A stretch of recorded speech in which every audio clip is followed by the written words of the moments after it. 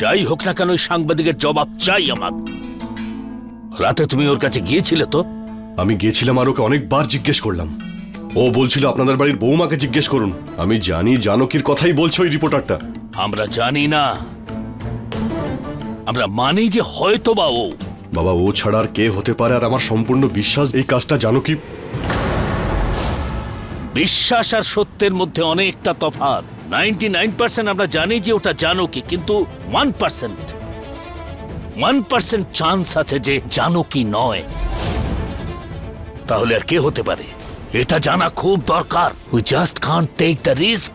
সব ট্রাই করেছি, আমার মনে হয় না যে ওর মুখ খুলবে আর কিছু বলবে। তাহলে জানকীর মুখ থেকে বের করো ওর মুখ থেকে। তার জন্য যা করবার করো, but I need to know the truth. ঠিক আছে।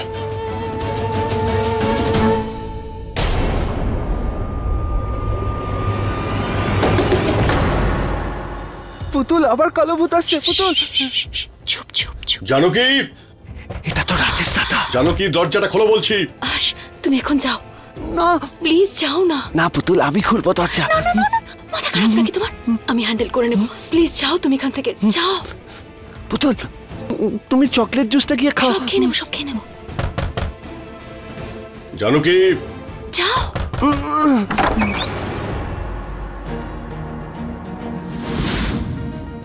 অনেক হয়েছে জানকী। এবার সত্যি করে বলো, তুমি কাল রাতে কার সঙ্গে ছিলে? তুমি ভালোভাবে বলবে না। দাদা কি করছেন আপনি? প্লিজ আমার হাতটা ছাড়ুন। হাত ছাড় রাজেশ। কি করছিস কি? দাদা, এসব কি করছিস রাজেশ? দেখছিস ওর অবস্থা, সারা রাত না খেয়ে আছে। তুমি আগে ওকে জিজ্ঞেস করো কাল রাতে ও কার সঙ্গে কথা বলছিল, কে ছিল সে?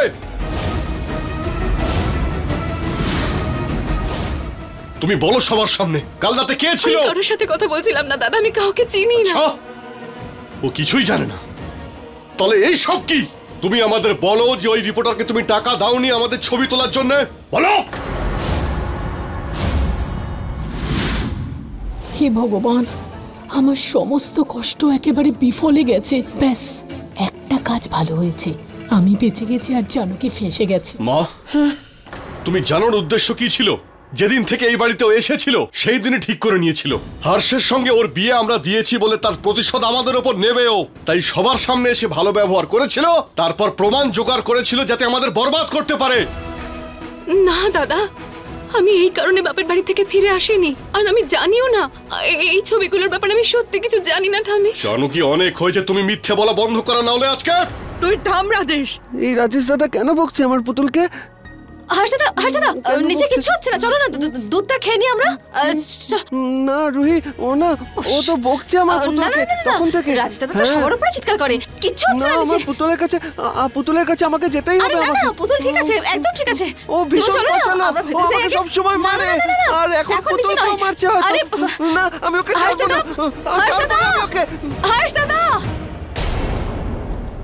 রাজেশ বউ এই বাড়ি। মাও মিথ্যে বলেই যাচ্ছে ওর মুখ থেকে, আজকে আমি সত্যিটা বের করব। ছাড়ো আমাকে। এই হর্ষদা, হর্ষদা, ওকে থামা।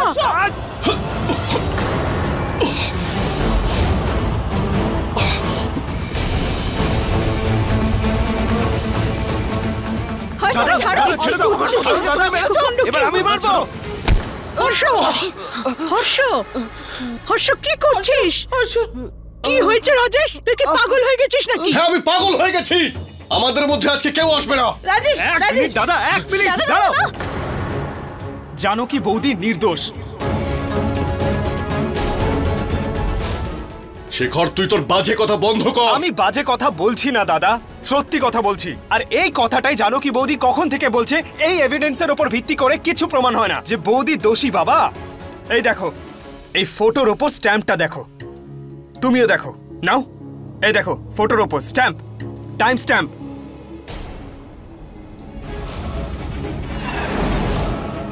আর এই টাইম স্ট্যাম্পটা তখনকার যখন হর্ষদা আর জানকী বৌদির বিয়েও হয়নি। বিয়ের আগে না আমরা জানকী বৌদিকে চিনতাম, আর না জানকী বৌদি আমাদের চিনত। বাবা, এবার এটা তো প্রমাণ হয়ে গেল তুমি যাকে খুঁজছো সেটা জানকী বৌদি তো নয়। তাহলে সে কে এই সবকিছুর পেছনে? রিপোর্টার এরকম কেন বললো যে আপনাদের বাড়ির বউ?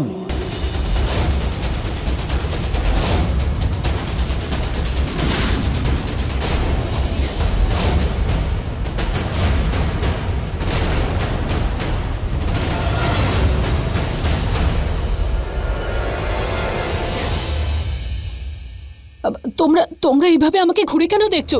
বাবা, আমি কিছু করিনি। আমি এরকম কেন করব? আমি কিছু করিনি। রাজেশ, তোমার লোকেদের বলো ওই রিপোর্টারকে আজই এখানে নিয়ে আসতে। আমি আজই সিদ্ধান্ত নিতে চাই এই সব কিছুর পেছনে কে আছে, বন্দনা নাকি জানকী? বন্দনা, তুই তো এবার শেষ। এবার এরা তোকে ছাড়বে না। কেঁদো না মা জানকী, ঈশ্বর সকলের মঙ্গল করেন। আমি বারবার তোমাদের বলেছিলাম অকারণে বৌদির ওপর দোষারোপ করো না তোমরা। আর রোহিত, তুইও এটা জানার পরেও যে বৌদি কত সুন্দর করে হ্যান্ডেল করছে দাদাকে। আজ আমি ভীষণ খুশি। এই শেখর, তুই সবাইকে বকে দে, কারণ ওরা সবাই আমার পুতুলকে বকেছে। এটা কিন্তু ওরা একদম ঠিক করেনি। আমরা কবে এরকম ইনহিউম্যান হয়ে গেলাম? কেন ড্যাড? ভ্যালিড এভিডেন্স ছাড়া আমরা... ভ্যালিড এভিডেন্স ছিল না, কিন্তু এভিডেন্স তো ছিল। আর আমরা কোনো চান্স নিতে চাইছিলাম না। একটা ছোট্ট ছাড়ও দিতে পারি না আমরা হর্ষের রেপুটেশনের ব্যাপারে, ওর লাইফের ব্যাপারে। 5 বছর ধরে ওর রেপুটেশনটাকে ধরে রেখেছি আমরা।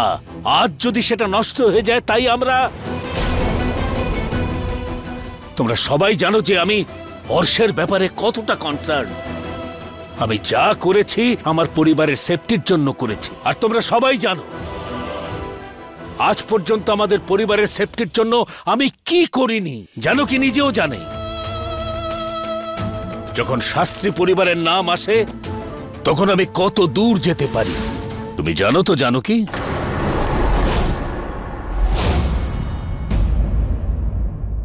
বাবা, আর বকো না পুতুলকে প্লিজ।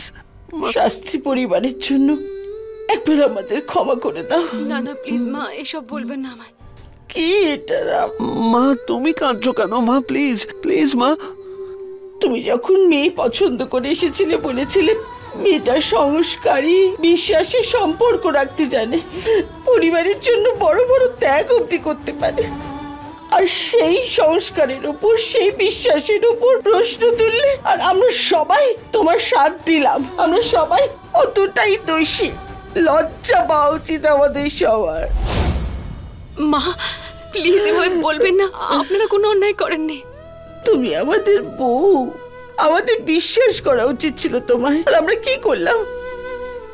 আমরা তোমাকে ভয় পাচ্ছিলাম যে তুমি হর্ষকে ছেড়ে চলে যাবে। না না, ও কখনোই যাবে না। না না, পুতুল আমার এখানেই থাকবে, আমার সঙ্গে থাকবে। জানি আমরা সেটা। আরে না, ও যাবে না। ওকে জিজ্ঞেস করো। যাবে না। আমরা তোমাকে বন্ধ করে রেখেছি, বন্দি করে রেখেছি। আদর আপ্যায়ন করার বদলে অত্যাচার করেছি তোমার সঙ্গে। এর জন্য আমরা সবাই দোষী। আজ অব্দি আমরা না জানি কত অন্যায় করেছি।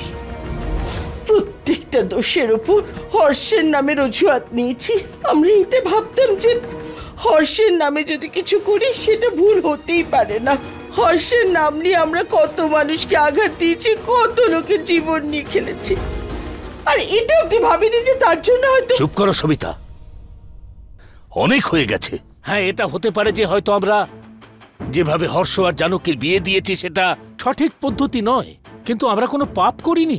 সব মা বাবাই তার সন্তানের জন্য এরকম অনেক কিছুই করে থাকে যা অন্যের চোখে ভুল হতে পারে। 1 মিনিট রাম, যদি এই সবকিছু তোর মেয়ের সঙ্গে হতো, তুই মেনে নিতে পারতিস? মা, নিজের মেয়ের কথা হতেই তখনই কষ্ট পেলি, তাই না? আরে ওই ছোট মেয়েটার কি দোষ ছিল? ও তো আমাদের বাড়ির বউ হয়, তাই না? আর তোমরা অন্যায় আচরণ করেছো ওর সাথে। পাপ করেছি আমরা ওর সাথে। জানো কি মা, তুমি বলো কি করলে আমাদের পাপের প্রায়শ্চিত্ত হবে? হয়তো ক্ষমা চেয়ে ঠাকুমা।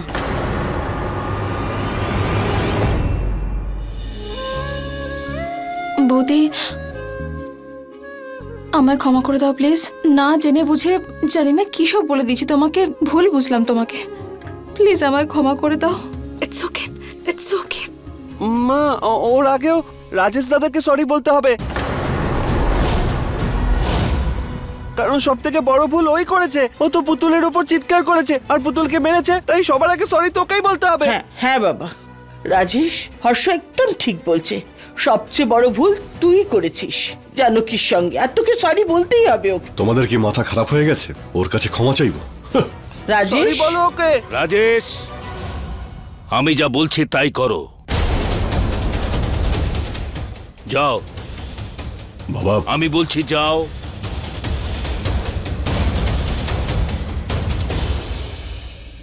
পুতুল সরি বলবে, বাবা বলে দিয়েছে।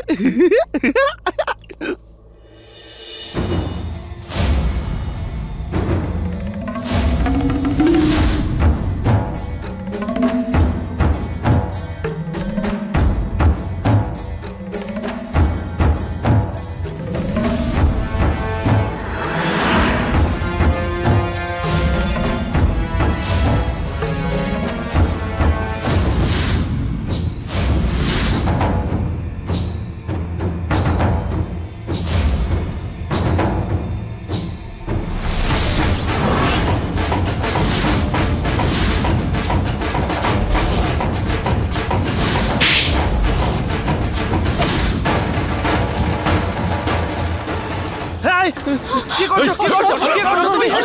কি করছো তুমি? আমার পুতুলকে কি করছো? ছাড়ো।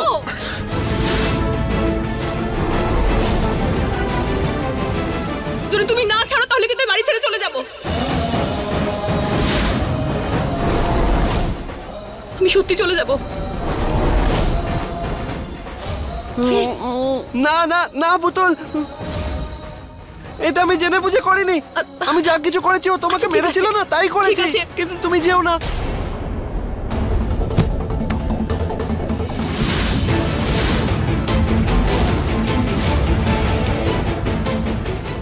এই যে ভাই, কি হচ্ছে এসব? কেউ এ হলো সেই যে আমাদের ব্ল্যাকমেল করছিল। আয়, আর আজকেও সত্যি বলবে। লাল রঙের ওটা কি? ওটা রক্ত, ওটা বাজে রং। আরে না না না না না, আরে ওদিকে তাকিও না তুমি, আমি আছি তো। তুমি চলো চলো। আরে আস্তে।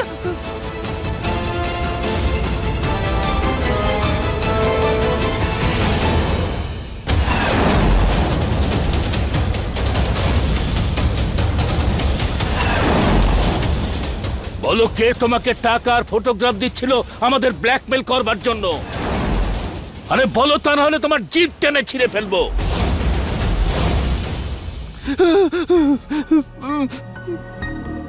আরে হর্ষ, আরে আমি আছি তো তোমার পুতুল। ওটা পচা রং, ওটা লাল রং ছিল পুতুল। এদিকে ওটা লাল রং পুতুল। আরে ওই লাল রং চলে গেছে। হ্যাঁ হ্যাঁ, সত্যি চলে গেছে। যাইনি পুতুল, ওখানেই আছে, নিচে রয়েছে, আমি দেখেছিলাম। এসব বাদ দাও তো। তোমার বার্থডেতে কত ভালো ভালো গিফট পেয়েছো না তুমি? তুমি তো আমাকে গিফটগুলো দেখাওইনি কেন? তার মধ্যে অনেকগুলো গেমসও তো ছিল। গেমস খেলি? ওর যে লাল রং, ওটা ওই লাল না, রংটা, রক্ত ওটা ছিল না। না। রক্ত নয়, রক্ত নয়, রক্ত ছিল না বলছি তো। রক্ত ছিল না। ওটা কালার ছিল। তুমি পেইন্টিং করার সময় যেটা ইউজ করো না, পেইন্ট কালার, সেটা ছিল। হ্যাঁ, ও কারণে কি করো না, রং ছিল ওটা। হ্যাঁ, তুমি সত্যি বলছো তো? তোমার পুতুল তোমাকে মিথ্যে বলে কখনো? না, বলে না তো। তাহলে তোমার মনে হয় এটা মিথ্যে কথা বলছে সে? না, পেইন্টিং করার কালার ওটা। আচ্ছা, তুমি তোমার পুতুলের জন্য একটা পেইন্টিং বানাবে?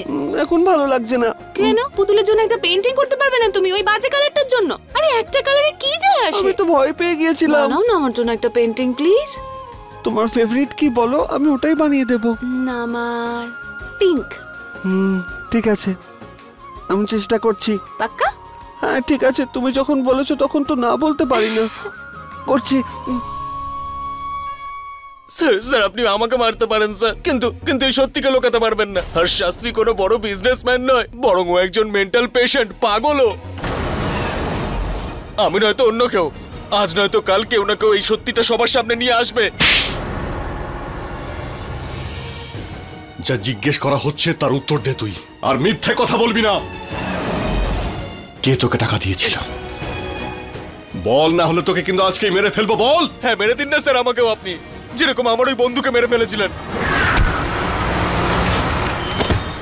ওকে তো ওটা অ্যাক্সিডেন্ট নয়, বরং মার্ডার ছিল, যেটা আপনারা করিয়েছিলেন স্যার। ওই অ্যাক্সিডেন্টের সত্যিটা তো বাইরে আসেনি, কিন্তু হর্ষ শাস্ত্রীর সত্যিটা খুব তাড়াতাড়ি সমাজের সবার সামনে আসতে চলেছে স্যার।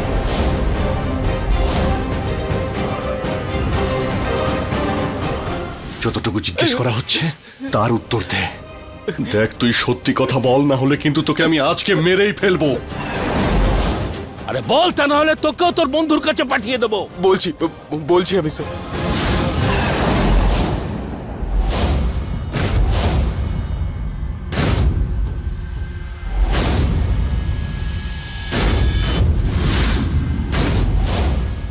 এক মিনিট।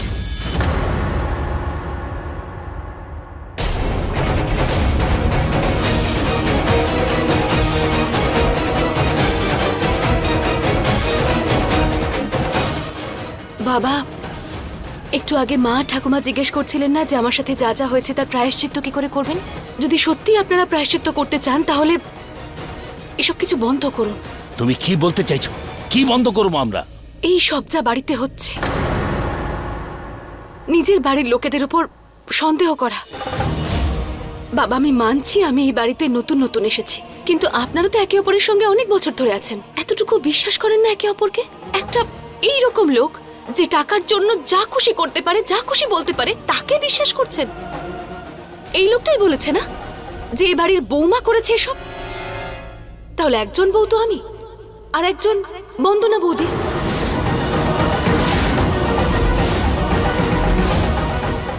কিন্তু বাবা, আমরা দুজন ছাড়াও এই বাড়িতে আরো দুই বউ আছে, ঠাম্মি আর মা। কাল যদি বাইরের লোক এসে একটা কিছু বলে, তাহলে ওর কথাই বিশ্বাস করে আপনি মা ঠাম্মির সাথেও এরকম করবেন? কিন্তু সত্যিটা তো আমাদের জানতেই হবে, তাই না? একটা কথা তো সত্যি রাম, যে এই বাড়িতে হর্ষের ব্যাপারে কেউ কখনো খারাপ ভাবে না, জানো কি তো নয়। আর এই লোকটা নিজেকে বাঁচানোর জন্য এই বাড়ির সকলের ওপর দোষ চাপাচ্ছে। ঠাম্মি একদম ঠিক কথা বলেছে। এর কথা শুনে আপনি মা ঠাম্মিকে নিশ্চয়ই স্টোর রুমে বন্ধ করে দেবেন না? আর এর কথা বিশ্বাস করে আপনি আপনার পরিবারকে নিজের শত্রু মনে করবেন না। জানকী একদম ঠিক বলছে। নিয়ে যাও ওকে। কিন্তু বাবা, ও তো সত্যিটা। আমি বলছি নিয়ে যাও ওকে। লজ্জা লাগে না?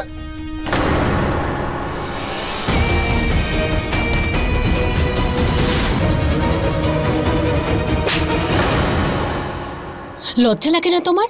হ্যাঁ, তোমার সাহস কি করে হলো তুমি আমাদের পরিবারকে নিয়ে এত বড় বদনাম করার? একটা কথা ভালো করে বুঝে নাও, তোমার যে বন্ধু ছিল না, যার মৃত্যু হয়েছে, তার অ্যাক্সিডেন্ট হয়েছিল, আমরা মানিনি। নিয়ে যাও ওকে, নিয়ে যাও।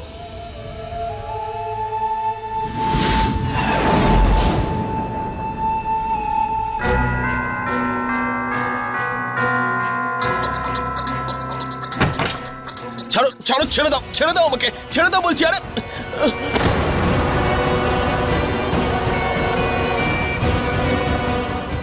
যদি বাঁচতে চাও তো মুখ বন্ধ রেখো। যদি আমাকে নিয়ে কাউকে কিছু বলেছো, তাহলে বুঝে নিও তুমি বাঁচতে পারবে না।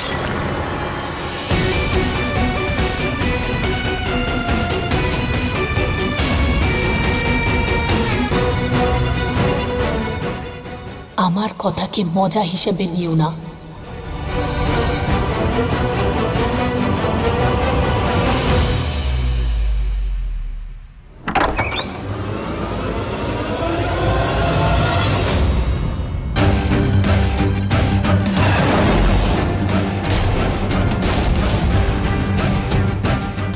বল, আর বিরক্ত করিস না, বলে দে কে তোকে টাকা দিয়েছিল, কার জন্য তুই কাজ করছিলি? হ্যাঁ রাজেশ, কি করছো তুমি? বাবা, ওর কাছ থেকে সত্যিটা বের করার চেষ্টা করছিলাম। বল না, বল। আরে তুই কেন সত্যিটা বলছিস না? রাজেশ, বাবা, কিন্তু সত্যিটা তো আমাদের জানা উচিত, তাই না? ওই ব্ল্যাকমেলার তো ধরাই পড়লো না। এরপর যদি সবাই হর্ষের সত্যিটা জেনে যায় আমরা তো শেষ হয়ে যাব। ট্রাই অ্যান্ড আন্ডারস্ট্যান্ড রাজেশ, যে যেই হোক না, যখনই জানতে পারবে ওকে আমরা ছেড়ে দিয়েছি ও খুশি হয়ে যাবে। খুশি হয়ে ওকে যোগাযোগ করবার চেষ্টা করবে, আর যখনই ওর সঙ্গে যোগাযোগ করবে আমরা তাকে ঠিক ধরে ফেলব। ব্ল্যাকমেলার আর খুব দূরে নেই আমাদের থেকে। So just leave him and be alert.